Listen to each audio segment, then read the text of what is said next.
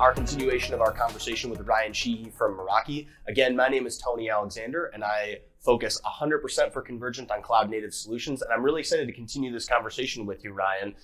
So where we left off was really about architecture and streaming video across the cloud and WANs and LANs and some of the technical stuff. But what I really want to ask you about, and what I find a lot of people are, I'm going to say, frankly, nervous about in the security industry, is this idea of how cyber secure is my information when I'm utilizing cloud services, especially with something that can be as important and intimate as sometimes video information can be. Can you talk a little bit about cybersecurity implications and some of those things and how Meraki approaches that? Well, and let's take a step back too, in that Meraki is a part of one of the largest cybersecurity firms in the world, which is Cisco. So Cisco is working tirelessly around cybersecurity initiatives. We have a whole think tank built into Cisco called Talos that all they do is things around cybersecurity. Meraki as a whole, we have 12 million Meraki devices connected back to our cloud instance. And that means we have to take cybersecurity of the utmost importance, because we don't want those 12 million Meraki devices to become cybersecurity threats for our customers, some of which are deployed in Fed, some of which are deployed in higher ed, some of which are deployed in healthcare. We want to make sure that we are protecting our customers. So with all of that said, Meraki, how we take cybersecurity from a camera perspective, we take it all the way down to the hardware layer.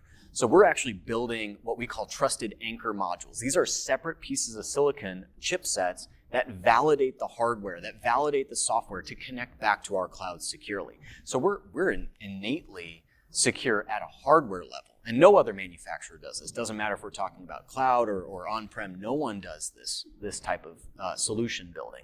We also do things like encryption on the hard drives itself. We do encryption in transit. We can do chain of custody for video exports. We're NDAA compliant. We're making sure we're manufacturing and sourcing our products correctly for our customers. So from a cybersecurity perspective, we take all of those things into account. Then you also have to think about cloud versus on-prem of doing things. And simple thing as like password management on an on-prem solution, changing your passwords every month or every quarter across thousands of cameras is a ridiculous proposition, oftentimes, for customers to have to manage this.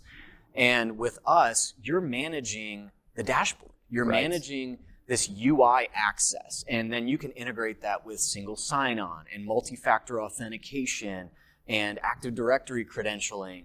And you could change your password every single day if you wanted to, because you only have to change it for one portal. Likewise, same thing from a firmware perspective. We can go in and change firmware across hundreds of cameras, schedule it across hundreds or thousands of cameras with the click of a button. And when you think about an on-premise camera NVR VMS setup, you have to go site by site, camera by camera, change that firmware. You have to go download it from the manufacturer's website. Then you have to go implement it. You have to go NVR and change those firmware so they match up. You have to fix your patches to your VMS to make sure that it all works correctly. And oftentimes what we find customers doing is not changing anything. They kind of set it to where it's all working, and then they forget it. And that leaves a really big flaw on the network. And a lot of IT organizations are seeing that and going, whoa, we can't have this on our network.